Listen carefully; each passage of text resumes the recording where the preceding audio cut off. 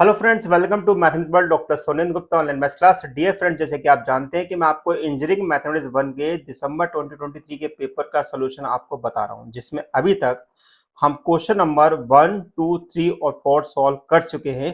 I hope आपको मेरे video lecture अच्छे लग रहे होंगे, आप अपने फ्रेंड के साथ भी शेयर कर होंगे। और अगर आपने मेरे चैनल पर पहली बार आए हो, चैनल को अभी तक आपने सब्सक्राइब नहीं किया है, क्योंकि कई मैंने देखा है ये वीडियो देख लेते हैं लेकिन सब्सक्राइब करना भूल जाते हैं। अगर आपसे ऐसे मोर इंटरेस्टिंग वीडियो अगर आप चाहते हैं फ्यूचर में भी, क्योंकि अभी आपको डिस्क स्ट्रक्चर भी पढ़ना आगे फ्यूचर में जाके, और आपको मैथमेटिक्स 3 भी पढ़ रहे हैं, ऐसे मोर इंटरेस्टिंग वीडियो चाहते हैं तो वीडियो को लाइक करिएगा, शेयर करिएगा और साथ में सब्सक्राइब करना बिल्कुल भी नहीं भूलना है। वीडियो को बिल्कुल भी स्किप मत करिएगा, क्योंकि अगर आप वीडियो को स्किप करेंगे तो आपको समझ में कुछ भी नहीं आएगा। तो आइए स्टार्ट करें। आज हम बात करेंगे क्वेश्चन नंबर 5 के बारे में। क्वेश्चन नंबर 5 में हमारे पास एक माइनर सा करेक्शन आया था, तो ये माइनर से करेक्शन अगर एग्जाम में आते हैं तो आप इनको खुद ही सिंप्लीफाई कर सकते हैं। क्वेश्चन क्या था? Test the series 1 plus x upon 2 plus x square upon 5 x cube upon 10। अगर यहां पर मुझे दिया था x to the power n upon n plus one दिया था। क्या दिया था यहाँ पर? एन प्लस वन, जबकि यहाँ पर होना चाहिए एन स्क्वायर प्लस वन। अब सवाल उठता है कि भाई यहाँ पर एन स्क्वायर प्लस वन क्यों होना चाहिए। देखो सिंपल सी बात है कि यहाँ पर 2 दिया है, यहाँ पर 5 दिया हो, यहाँ पर 10 दिया है। यानी कि अगर मैं 2 को देखो तो मैं लिख सकता हूँ 1 को 1 स्क्वायर प्लस वन, है ना। 5 को लिख सकता हूँ मैं 2 स्क्वायर प्लस वन, है ना। 10 को लिख सकता हूँ मैं 3 स्क्वायर प्लस वन। तो इसका मतलब डेफिनेटली ये होगा कि यहाँ पर एन स्क्वायर प्लस वन ही होना चाहिए। आ गया पॉइंट क्लियर हो गया। और ये हमारा क्वेश्चन पूछा गया था सीरीज सॉल्यूशन से। इसी का बी पार्ट हमारे पास है x part f of x equal to x sine x limit 0 is less than x less than 2 pi as a 4 ईयर सीरीज। बच्चों के मन में हमेशा एक सवाल उठता है कि सर हमें क्वेश्चन में ये समझ में नहीं आता है कि हमारा क्वेश्चन 4 ईयर सीरीज का है कि हाफ रेंज सीरीज का है। तो मैं आपको यहाँ बिल्कुल स्पष्ट तौर पे बता दूं, यदि क्वेश्चन में जब तक हाफ रेंज शब्द यूज ना किया जाए तब तक उसे हाफ रेंज का क्वेश्चन समझना भी नहीं है। या तो वह हाफ रेंज बोलेगा, या तो साइन सीरीज बोलेगा, या कोसाइन सीरीज बोलेगा, तभी वो क्वेश्चन हाफ रेंज का कहलाएगा। अगर क्वेश्चन में कोई नाम नहीं दिया है, केवल 4 ईयर सीरीज शब्द लिखा है, तो वो फुल रेंज से ही सॉल्व किया जाएगा। पॉइंट क्लियर है? आई होप आपको समझ में आ गया होगा कि कब हमें हाफ रेंज लगाना, कब हमें फुल रेंज लगाना। आइए इन क्वेश्चन को हम सॉल्व करें। तो हमारा क्वेश्चन है test the convergency of the series 1 plus x x upon 2 x square upon 5 x cube upon 10 plus x to the power n square plus 1। अब देखिए क्वेश्चन में मेरे पास वेरिएबल एक्स इन्वॉल्व हो गया है, तो मैं यहाँ पर इसको डी-एलेम्बर्ट रेशियो टेस्ट से सॉल्व करूंगा। ये डी-एलेम्बर्ट रेशियो टेस्ट की कंडीशंस होती है ना। दो तरीके से पूछा जाता है, या तो क्वेश्चन में सीरीज एक्स दिखाई दे जाए, या फिर हमारे पास क्वेश्चन में स्पेसिफाई कर दे कि डी-एलेम्बर्ट रेशियो टेस्ट से हमें क्वेश्चन को सॉल्व करना है। अब इसमें हम क्या करेंगे, इसकी nth टर्म बनाने के लिए हम यहाँ पर फर्स्ट टर्म यहाँ पर हम लेफ्ट कर देते हैं, यानी कि छोड़ देते हैं। तो हमारे पास क्वेश्चन में ऑलरेडी हमारे पास nth टर्म दे रखी है x to the power n upon n square plus one.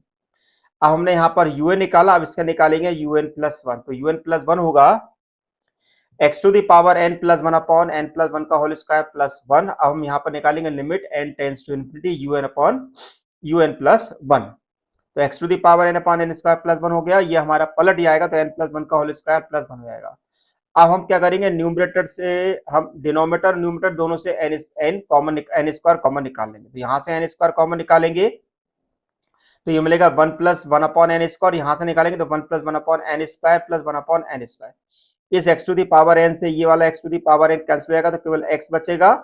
अब हम यहाँ पर लिमिट रखते हैं तो क्या मिलेगा हमें, यहाँ पर 1 प्लस यहाँ पे मिलेगा 1, और क्योंकि हम जानते हैं कि 1 अपॉन इन्फिनिटी जो होता है वो 0 के इक्वल होता है, तो यहाँ पे मिल गया 1 प्लस 0 और यहाँ पे मिल गया 1 प्लस 0, यानी कि हमारे पास केवल 1 अपॉन एक्स मिलेगा। अब डी-एलेम्बर्ट रेशियो टेस्ट के अकॉर्डिंग हमारे पास सीरीज कन्वर्जेंट कहलाती है यदि उसकी लिमिट जो होती है ग्रेटर देन 1 होती है। लेकिन हमारे पास लिमिट मिली क्या है, वो मिली in terms of variable x मिली है। तो 1 अपॉन एक्स जब ग्रेटर देन 1 होगा तो हमारी सीरीज कहलाएगी कन्वर्जेंट। अब 1 अपॉन एक्स ग्रेटर देन 1 का मतलब होता है दूसरा एक्स लेस देन 1, ठीक है। दूसरा डाइवर्जेंट होता है जब 1 अपॉन एक्स लेस देन 1 होता है, यानी कि एक्स ग्रेटर देन 1 पे, यानी कि हमने कन्वर्जन और डाइवर्जेंट निकाले। अब हम देखेंगे कि हमारा ये टेस्ट फेल कब होता है।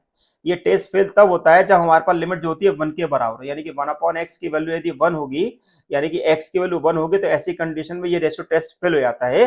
और जब ये रेशो टेस्ट फेल होता है तो हमारे सामने दो ओपन चीजें होती है, या तो हमें यहाँ पर हायर ऑर्डर में रेबिट टेस्ट लगाना पड़ता है या फिर हमें कंपैरिजन टेस्ट लगाना पड़ता है। ये इस बात पे डिपेंड करता है कि UN upon u n plus one का जो वैल्यू है वो हमारे पास न्यूमरेटर और डिनोमिनेटर के अंदर पावर सेम आ रही है कि नहीं आ रही है। तो इस क्वेश्चन में जैसे मैं x इक्वल टू 1 रखता हूं तो मेरे पास यूएन जो है हमारे पास 1 अपॉन एन स्क्वायर प्लस 1 आ जाता है। तो ऐसी कंडीशन में हम यहाँ पर कंपेरिजन टेस्ट को फॉलो करेंगे।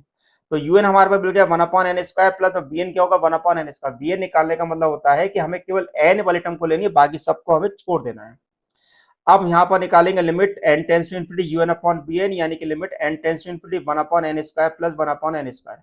अब यहाँ पर हम एन स्क्वायर का डिवाइड कर देंगे तो हमको मिलेगा 1 upon 1 plus 1 upon n square, यानी कि 1 अपॉन 1 प्लस 0, जो कि मेरे पास एक फाइनाइट वैल्यू 1 मिल रही है। और अगर हम कंपेरिजन टेस्ट लगाते हैं तो हम देखते हैं कि हमारे पास ऑक्सिलरी सीरीज यानी कि बीएन हमें कैसी मिल रही है। अगर मैं ऑक्सिलरी सीरीज को देखूं तो 1 अपॉन एन स्क्वायर मिला है। इस 1 अपॉन एन स्क्वायर को यदि 1 upon n to the power p से अगर मैं कंपेयर करता हूं तो बाय द पी टेस्ट हमारे पास पी जो मिलेगा ग्रेटर 2 मिलेगा, जो कि ग्रेटर देन 1 है। और यदि हमारा ग्रेटर देन 1 है इसका मतलब कि हमारी सीरीज कन्वर्जेंट होगी। तो ऐसी कंडीशन में हमारे पास यूएन कन्वर्जेंट होगा। कन्वर्जेंट कब है हमारा यूएन? एक तो एक्स लेस देन 1 पे था, दूसरा एक्स इक्वल टू 1 पे हो गया। तो हमने बोला कि भाई हमारा कन्वर्जेंट है इस कंडीशन पे और डाइवर्जेंट है इस कंडीशन पे। इस प्रकार से क्वेश्चन सॉल्व किया जाता है। वीडियो को लाइक करना बिल्कुल भी नहीं भूलना है, अपने फ्रेंड के साथ शेयर जरूर कीजिएगा। आइए इसी का सेकंड क्वेश्चन देखते हैं जो कि हमारा फोरियर सीरीज का था। तो हमारे पास दिया f of x equal to x sine x, zero is less than x less than 2 pi. इसको हम कंपेयर करेंगे zero is less than x is less than 2l से, है ना। तो हमें साफ साफ दिखाई दे रहा है कि 2l की वैल्यू मेरे पास क्या हो गया 2 पाई माइनस जीरो, यानी कि l इक्वल टू पाई हो गया। अब फोरियर सीरीज का जो जनरल फॉर्मूला होता है वो क्या होता है? F of x equal to a zero by two plus summation n equal to 1 से infinity a n cos n pi x upon l और समेशन एन इक्वल टू 1 से infinity b n sine n pi x upon l. अब हम क्या करेंगे, यहाँ पर L की वैल्यू को रख देंगे पाई, तो हमारा फॉर्मूला बन जाएगा दिस, यानी कि a zero by two n equal to 1 से infinity a n cos n x n equal to 1 से infinity b n sine n x. अब हम यहाँ पर निकालेंगे ए जीरो, ए एन और बी एन की वैल्यू। अब ए जीरो का फॉर्मूला मेरे पास होता है 1 upon pi zero to 2 pi f of x d x. यहाँ पे मैंने f of x d x x sine x रख दिया, तो एफ साइन एक्स का मैंने यहाँ पर इंटीग्रल कर दिया, जो कि मैं हमेशा u इंटू बी वाले फॉर्मूले से करता हूं। तो आप बोलेंगे सर u इंटू बी का फॉर्मूला क्या है? तो मैं आपको बता दूं, u इंटू बी का फॉर्मूला होता है this is u into v one minus u dash into v two और u double dash into v three. यहाँ पर डैश वाली टर्म जो है वो रिप्रेजेंट कर रही है डेरिवेटिव को, v1 v2 v3 रिप्रेजेंट कर रही है फर्स्ट इंटीग्रल, सेकंड इंटीग्रल और थर्ड डेरिवेटिव को, थर्ड इंटीग्रल को।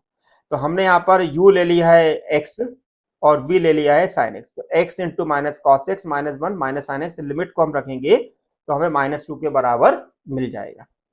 इसी प्रकार अगर मैं इसका an निकालू तो 1 upon pi zero to pi f of x cos n x हो गया। तो यहाँ पे मैंने x sin x into x कॉन एक्स कॉस रख दिया, तो मैंने यहाँ पर x इंटू 2 cos nx और sin nx का फॉर्मूला यहाँ पर अप्लाई करा। तो भाई यहाँ पर 2 cos से, ध्यान से सुनिएगा, 2 cos से sin b का फॉर्मूला क्या होता है? तो 2 cos से sin b का फॉर्मूला होता है sin a plus b minus sin a minus b. तो उस फॉर्मूले का मैंने यहाँ पर यूज किया, ठीक है। और फिर मैंने यहाँ पर इसको सिंपली इंटीग्रेट कर दिया। इंटीग्रेट करने के बाद मैंने 2 पाई रख दिया। अब 2 पाई रखने के बाद आप देखोगे कि मैं इस लॉजिक का यहाँ पर यूज करता हूँ। क्या यूज करता हूँ? तो 2n पाई प्लस 2 पाई होता है cos 2 पाई, cos 2n पाई माइनस 2 पाई होता है cos 2 पाई, cos 2 पाई की वैल्यू भी 1 होती है, cos 2 पाई की वैल्यू 1 होती है। इसी प्रकार sin 2n पाई प्लस 2 पाई होता है sin 2 पाई और sin 2 पाई की वैल्यू 0 होती है।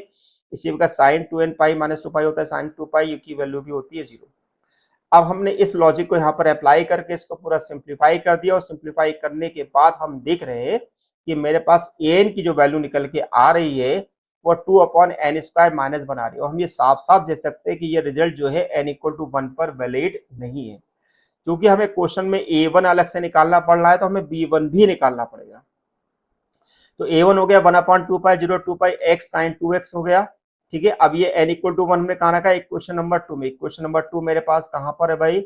इक्वेशन नंबर 2 यहाँ पर मैंने अगर n इक्वल टू 1 रखूंगा तो ये हो जाएगा 2x, है ना, और ये हो जाएगा 0, यानी कि x इंटू साइन 2x मिल जाएगा। तो x इंटू साइन 2x मिलेगा तो मेरे पास क्या होगा ये, इसको फिर मैंने u इंटू बी वाले फॉर्मूले से हमने अप्लाई कर लिया है ना। तो हमारे पास आंसर कितना आ रहा है? -1/2। इसी प्रकार अगर b1 bn निकालेंगे तो 1/π/02π f of x sin nx लगाएंगे तो x sin x into sine nx होगा। अब यहाँ पे 2 sin nx sin x, अब देखिए यहाँ पे 2 sin a sin b का फॉर्मूला अप्लाई हो रहा है। 2 sin a sin b होता है sin a प्लस b और a माइनस बी, यानी कि इसको हम लिख सकते हैं cos a माइनस बी और minus cos a plus b का फॉर्मूला अप्लाई करेंगे। तो हमने यहाँ पे cos a माइनस बी और cos a प्लस बी का फॉर्मूला अप्लाई कर दिया और यहाँ पर इंटीग्रेशन बाय पार्ट्स, इस पूरे को अगर सिंप्लीफाई करते हैं तो bn की वैल्यू मुझे 0 मिलेगी। अब चूंकि मैंने क्वेश्चन में a1 अलग से निकाला है तो मुझे क्वेश्चन में b1 भी निकालना होगा। तो मैंने b1 निकाला 1/2π x into 1 minus cos 2x। तो मैंने इस पूरे को यहाँ पर इंटीग्रेट किया, तो इंटीग्रेट करेंगे तो हमारे पास आएगा b1 इक्वल टू पाई। अब हम क्या करेंगे, फोरियर सीरीज में हमने जो an और bn का फॉर्मूला था उसमें हम a1 और b1 की वैल्यू को अलग से लिख देंगे। तो a1 की लिखेंगे तो a1 cos x दिखाएगी और b1 की लिखेंगे तो b1 sin x, और जो समेशन जो n इक्वल 2 और n इक्वल 2 के लिए ओपन करेंगे। इन सारी वैल्यू को हम यहाँ पर रख देंगे और हम यहाँ पर इसको सिंप्लीफाई रख देंगे। ठीक है, तो डियर फ्रेंड्स, आपको मेरा वीडियो लेक्चर कैसा लगा है? वीडियो को बिल्कुल भी स्किप मत करिएगा। अगर आप स्किप करते हैं तो आपको समझ में नहीं आएगा। फ्रेंड के साथ शेयर करिएगा। Thank you for watching my channel doctor Solan Gupta. Thank you so much.